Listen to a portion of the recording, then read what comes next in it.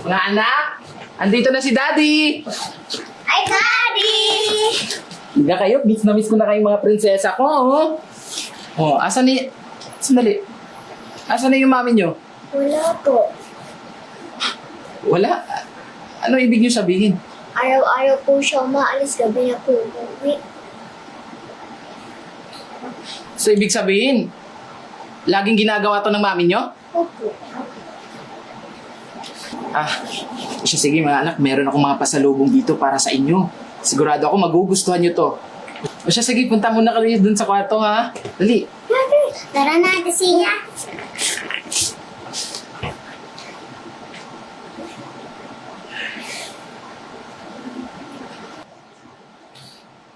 Hello? Eden? Jay, napatawag ka. Bakit wala ka dito sa bahay? Asan ka ba? Jay, pasensya na. Kasi emergency. Pumunta ako dito sa probinsya. Gawa ng sinanay, may sakit. O siya, sige. Pagka uwi mo dito sa bahay, mag-uusap tayo, ha? Sige na, babay na. Pauwi na pala yung asawa mo. Oo. Hindi, mapera ka na naman yan. Malamang sa malamang. Eh di, paano? Matatagalan ka na naman yan. Pagpunta mo dito. Baka naman, pwede mo iwan ng budget. Huwag kang mag-alala. Pag nakakuha ko na mas malaking pera sa kanya, isisend ko agad sa'yo. At isa pa, hindi naman kita iiwanan na wala akong regalo eh. Ito. Nasa labas na yung kotse. Oo naman. Teka. Ano yung panggas ko? Ako ng bahala. Isisend ko sa'yo mamaya. Kasi kailangan ko nang umuwi at baka ako'y mahalata ng asawa ko. Teka lang. Uuwi ka agad niyan? Di lalo kang nalata ng asawa mo. Dito ka na muna. O siya. Yan naman yung gusto ko sa'yo eh. Matalino. O ano? Di, matatagalan ka na niyan bago makabalik dito. Di, ano pa natin?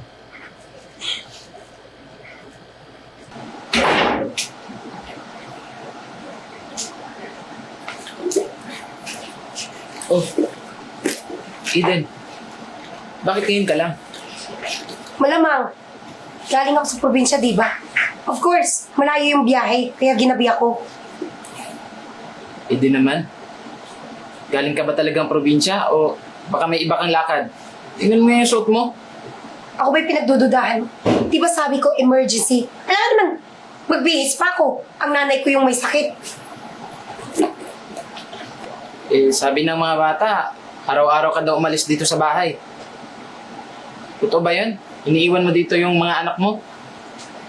Jay, alam mo naman ako, may iba din akong nilalakad, no? Tsaka hindi ko naman pinapabayaan yung mga bata. Iniiwanan ko naman ang pagkain nila, no? E di sana nagkasakit yan kung pinapabayaan ko. Iniisip ko lang din naman yung mga bata eh. Siya nga pala, kumusta na pala yung lagay ng nanay mo? Ayun, nasa hospital pa rin. Baka pwede na lang natin siyang bisitahin doon para makadalaw man lang din yung mga apo niya. Hindi pwede kasi pinagbabawal ng doktor na tumanggap muna ng mga bisita. Gawa ng yung sakit ng nanay ko nakakahawa. Baka naman mahawa ka, pati yung mga anak natin. So hindi ka na makalarga ulit sa barko, pati yung anak natin. Magkasakit pa, madagdag pa sa gastos. O siya, sige na, pagod ako galing biyahe. Papahinga na ako. Sige.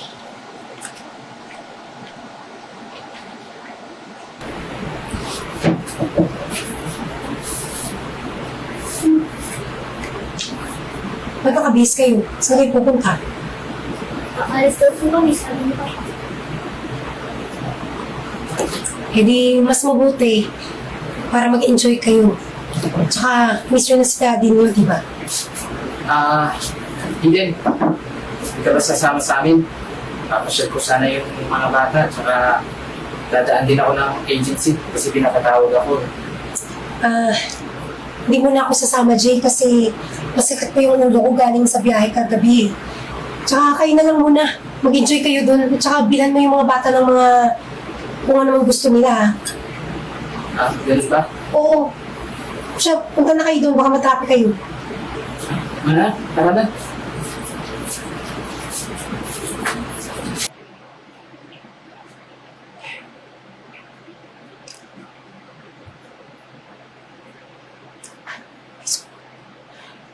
Hello?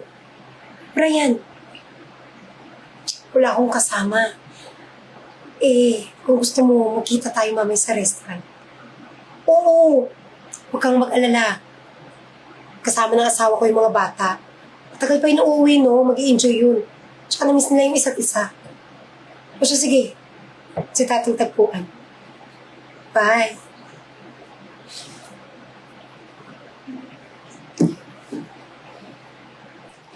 Babe, dito na lang. Dumating ka. Ano ka ba, Brian? Hindi naman kita matitiis eh. Siyempre, gagawa at gagawa ako ng paraan para magkita tayo. Miss na kita eh.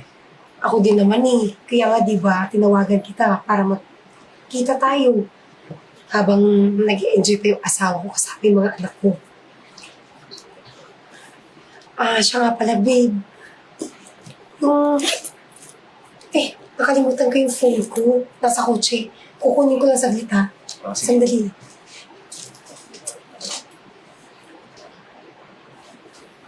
Hello? Oo na. Hintayin mo na lang sa bahay. Hintayin ko lang yung ibibigay sa akin na pera ni Eden. Last na to. Hihiwalayin ko na yun pag nakuha ko na yung pera.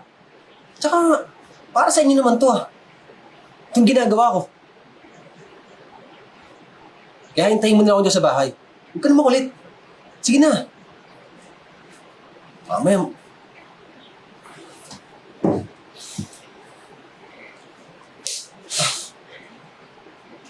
Manloloko ka? May asawa ka pala, pati anak?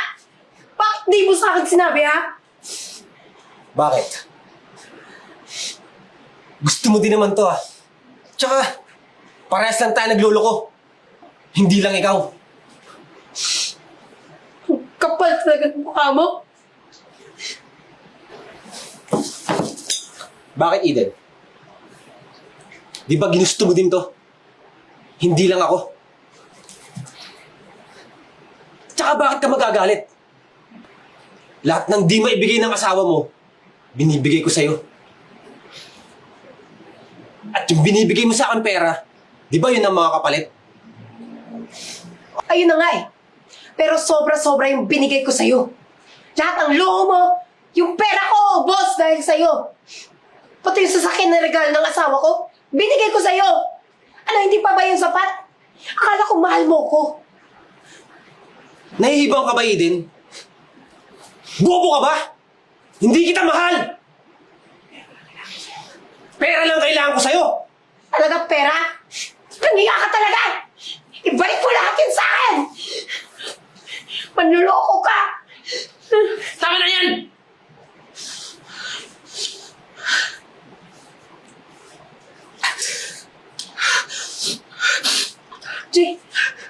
Jay, magpapaliwanag ako. Ano ibig sabihin nito, Eden? Ha? Ba yung asawa mo? Pare, pasensya ka na. Lalaki din ako. Binibigay ko lang yung pangangailangan ito na hindi mo kaya ibigay. O ano, Eden? Totoo, di ba? Ano pare? Bahala kayo dyan.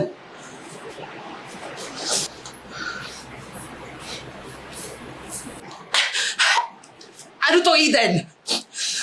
Ha? Matagal mo na ako niloloko!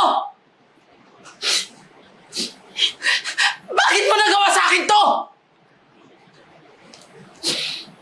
Nagpapakahirap ako sa ibang bansa para maibigay lahat ng pangangailangan nyo! Tapos ito'y gaganti mo sa akin! Jay, sorry na. Alam Alam ko nagkamali ako. Pero bigyan mo ako ng chance para pumawi sa'yo. Magbabago na ako. Magbabago? Ang mga katulad mong tao na makakate, kailanman hindi na magbabago yan, Eden! Hindi mo ba naisip yung mga anak mo? Mga babae yung anak mo, Eden! Hindi ka man lang nag-isip! Gusto mo ba? Na sa'yo magmana yung anak mo? Baka walang hiya mo talaga! Kababae mong tao, napakalandi mo, puta ka! Jay, Aiden, saan ba ako nagkulang, ha? Binigay ko lahat ng mga pangangailangan nyo! Lalong-lalo na sa'yo! Halos buwan-buwan ka nangingingi sa akin? Tapos yung pera na binabigay ko, napupunta dyan sa lalaki mo! Baka walang hiya mo to. Jay, naiintindihan ko nagalit ka sa akin dahil sa mga ginawa ko. Pero please, huwag mo ilalayo yung mga anak ko sa akin.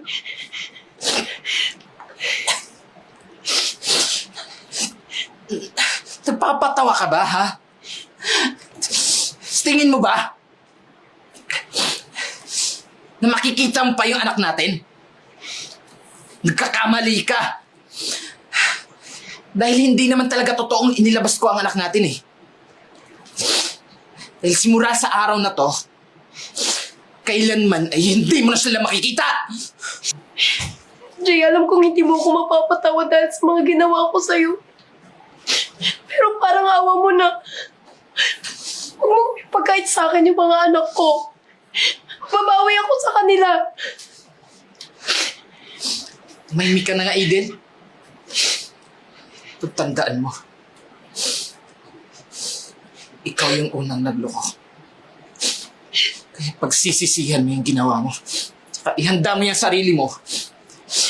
Si demandang papatol ko sa'yo.